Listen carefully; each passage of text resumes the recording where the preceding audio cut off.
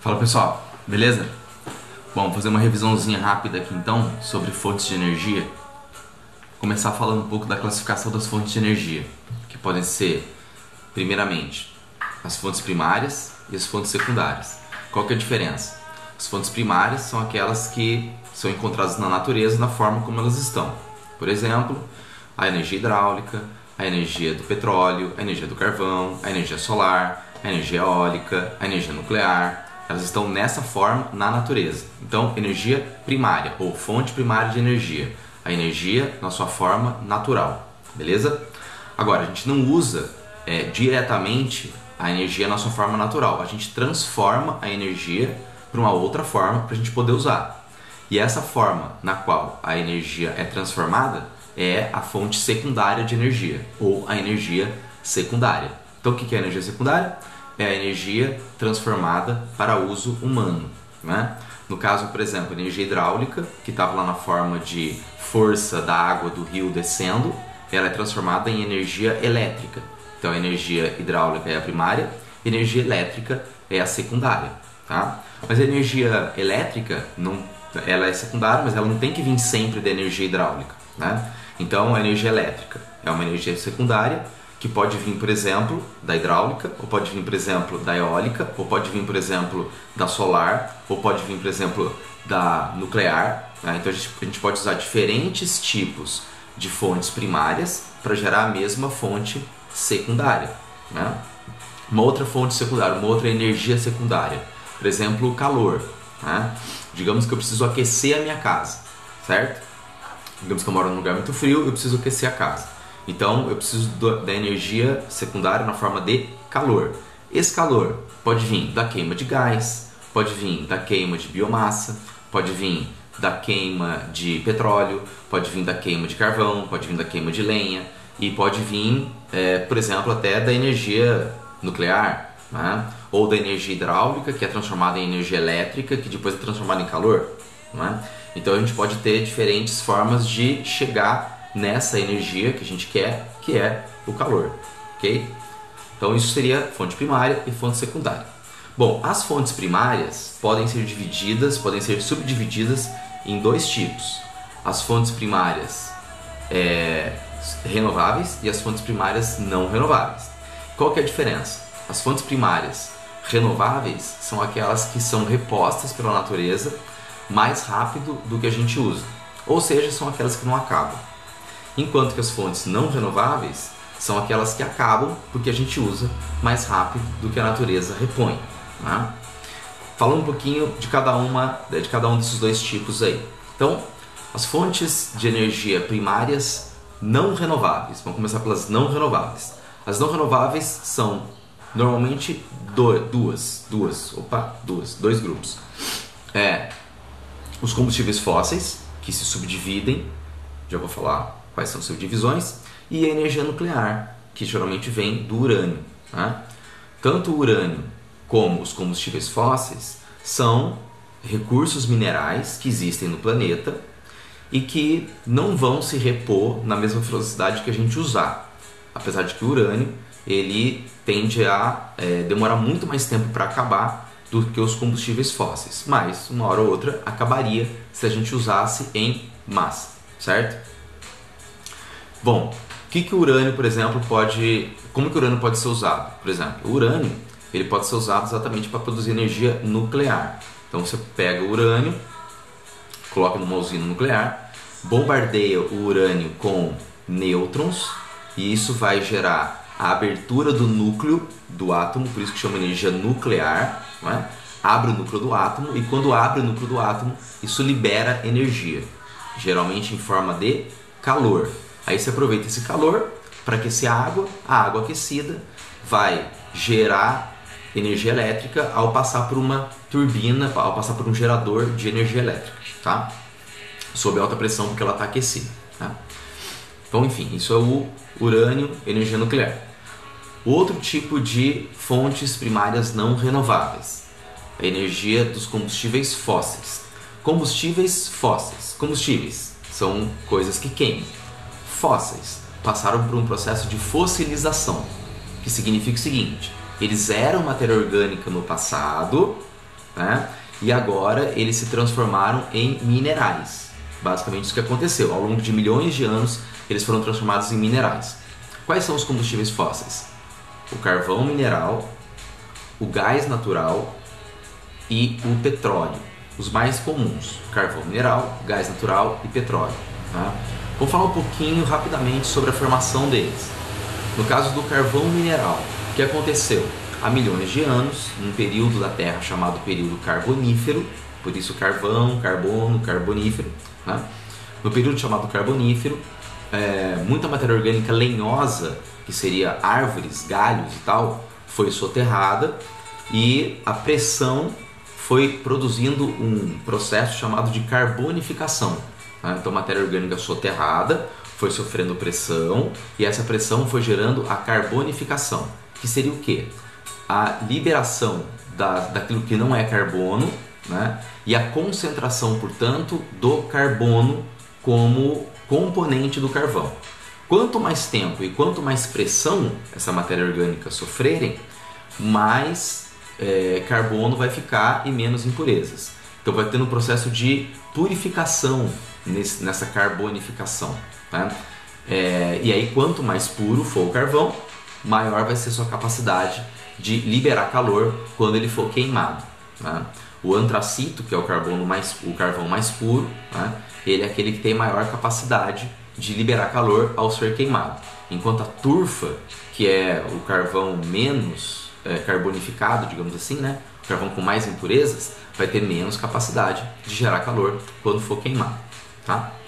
Bom, para que o carvão é usado hoje em dia? Basicamente em indústrias metalúrgicas, indústrias de aço, e para geração de energia elétrica, em termoelétricas movidas a carvão. É muito usado ainda, apesar de ser muito poluente e apesar de contribuir com o aquecimento global, porque quando ele é queimado, essa queima libera gás de efeito estufa, o que contribui com a intensificação do efeito estufa, o que por sua vez contribui com o aquecimento global. Mas ele ainda é muito usado. No Brasil não, mas é muito usado nos Estados Unidos, é muito usado na Europa, é muito usado na China, é muito usado na Índia, né?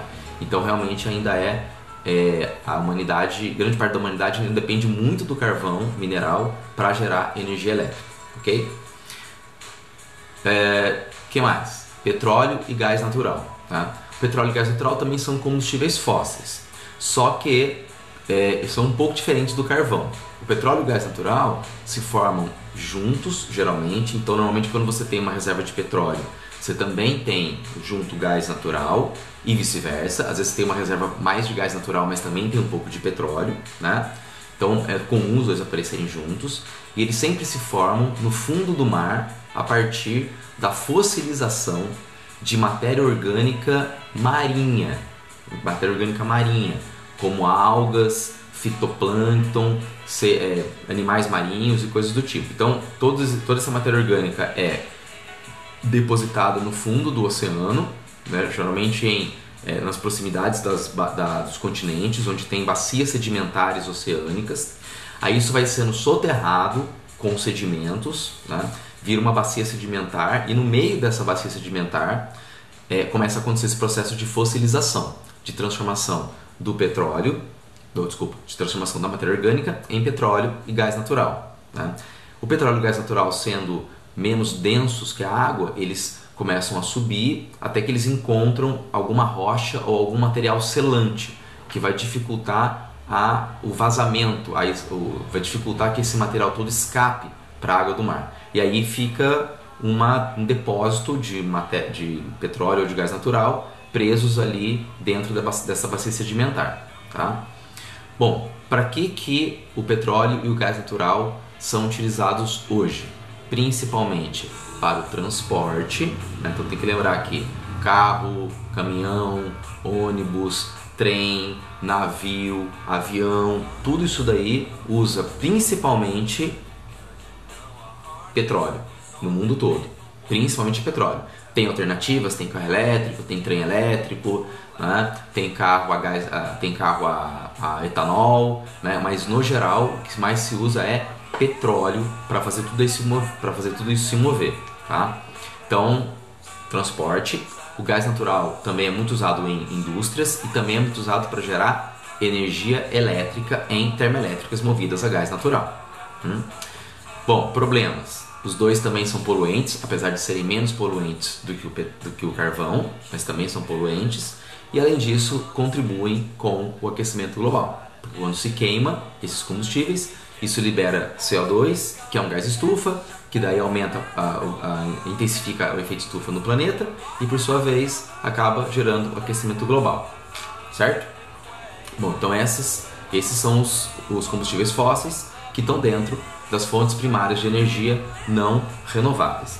Agora, e as fontes renováveis? Aquelas que podem ser repostas pela natureza. Então a gente tem como fontes renováveis dois grupos: as fontes apenas renováveis e as fontes renováveis e limpas. Também tem esse detalhe importante: nem toda fonte de energia renovável é necessariamente limpa. E por que isso?